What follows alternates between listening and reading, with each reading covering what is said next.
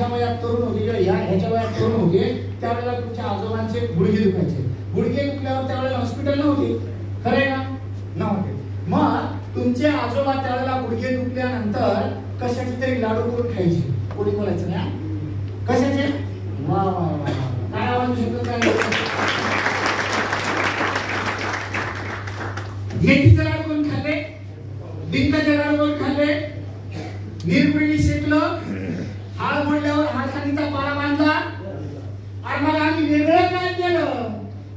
अरे बाबांनो, आम्ही फक्त नावाला डॉक्टर आहे, तुम्ही जे केलं तेच आम्ही केलं. त्याच्यात मेथी घातली वात कमी करण्यासाठी. Natural pain killer.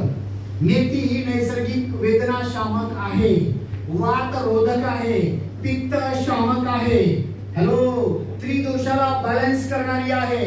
मग याच्यामध्ये आम्ही बेल घातलं. बेल ज्याच्यामध्ये पोटॅशियम, सोडियम, फॉस्फरस हे जास्त असतं, जे हाडांना लागणारं कॅल्शियम पकडून ठेवण्याची मजबूती आहे त्याच्यामध्ये. बेलाचं फळ आंब्यासारखं असं दाबून फुटत नाही, बुकीने पण फुटत नाही, त्याला फोडावंच लागतं. हॅलो, तुमची हाडं मजबूत झाली पाहिजे, ते घटक त्याच्यामध्ये आहे. त्याच्यामध्ये जायफळ आहे. माझ्या माता भगिनीने आपल्या बाळाला जन्माला घातल्यानंतर पहिले 6 महिने काय उगाळून दिलं? कशाला दिलं? दिलं सासूबाई म्हणून मी पण दिलं. असं आहे का ते? नाही, परंपरा नाही चालवली. त्याच्या मागे सायन्स आहे. हॅलो, त्याच्या मागे सायन्स आहे. कारण ते बाळ पहिले 6 महिने दूध पितं. ज्या बाळाला दूध प्यावं लागतं त्याचं लॅक्टिक वाढू शकतं, त्याला लूज मोशन होऊ शकतात, त्याला इंडायजेशन होऊ शकतं. त्याच्यामध्ये आपण हे घातलं त्याचं कारण त्या बाळाला झोप छान लागली पाहिजे, दुधाचं पचन चांगलं झालं पाहिजे, त्यातून मिळणारं calcium, boron, silicon, magnesium, potassium, sodium सगळं काही प्रॉपर मिळालं पाहिजे आणि बाळाची वाढ झाली पाहिजे. मग जायफळ आहे. त्याच्यात दोन आहेत म्हणजे हळजोड, हळसांदी आहे. अरे पूर्वीच्या याच्यामध्ये ही लोक आहेत ना, सूत पारंब्याची खेळ खेळायची, माकडा कशा सुंदर उड्या मारल्या त्यांनी. डायरेक्ट किती खोले काही घेतले नाही, वरनं डायरेक्ट उडी आतमध्ये. आता स्विमिंग टँक मध्ये पण जायला भीती वाटती, बरोबर आहे की नाही?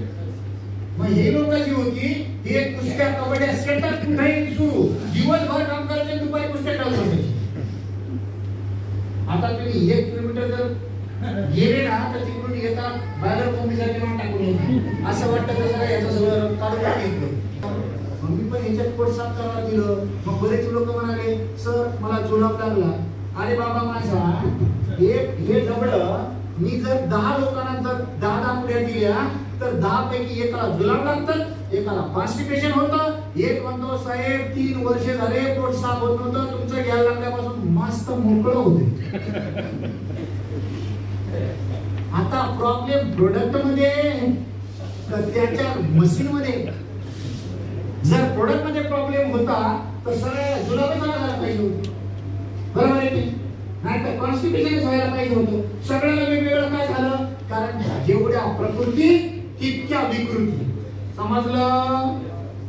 आणि जितक्या व्यक्ती तितक्या प्रकृती आहे. त्याच्यामुळे सगळ्यांच्या शरीरावर वेगवेगळे ऍक्शन्स तो करणार. आणि सगळ्यात महत्त्वाचं म्हणजे याच्यामध्ये निशोत्तर आहे डिटॉक्सिफिकेशन. शरीराचं निचरा करून शरीराला शुद्ध करण्याचं काम करणं, रक्त शुद्ध करणं आणि सर्क्युलेशन चांगलं करणं हे काम करतं. आता कोणतं याच्यात केमिकल आहे सांगा बघू तुझे किती? इथे कोणी माझे डॉक्टर मित्र आहेत तुमच्यापैकी? हॅलो डॉक्टर आहात आपण? अजून कोणी आहे इकडं? हेलो, पीछे इधर छुपके से आके बैठे हुए कोई जानने की कोशिश करने वाला, मळमळतं, चक्कर येते, डोक्यामध्ये प्रॉब्लेम आहे, पॅरालिसिस झालेला आहे, हातापायाची ताकद कमी जास्त झालेली आहे, अशा लोकांनी विटामिन्स प्रोडक्ट घ्यायचं ज्याला मणक्याशी रिलेटेड, नसेशी रिलेटेड म्हणजे स्पायनल कॉर्डशी रिलेटेड प्रॉब्लेम आहे, नर्वस सिस्टमशी रिलेटेड प्रॉब्लेम आहे. त्याने कोणी पण आर्टोग्रोवर सकाळी 1 संध्याकाळी 1 ही गोळी घ्यावी. त्याच्यामध्ये सुद्धा अश्वगंधा, ब्राह्मी, जटामासी, शतावरी, शिलाजीत, अर्जुन आणि गुळूची हे सगळे घटक आहेत. जे घटक पृथ्वी तलावरती सगळ्यात बेस्ट इम्युनिटी बूस्टर आणि एनर्जेटिक प्रोडक्ट नाव म्हणजे वनस्पती घेतले जातात. असं याच्यामध्ये सकाळी 1 संध्याकाळी 1 ही बॉक्स जे आहे याच्यामध्ये जे पुडी आहे, सकाळी 1 पुडी, संध्याकाळी 1 पुडी, अर्धा ग्लास कोमट पाण्यातून जेवणाच्या आधी 5 मिनिटं. लक्षात राहील? ओके, कधी घेतले तर मरणार नाही, पण योग्य वेळी घेतलं तर रिझल्ट येईल.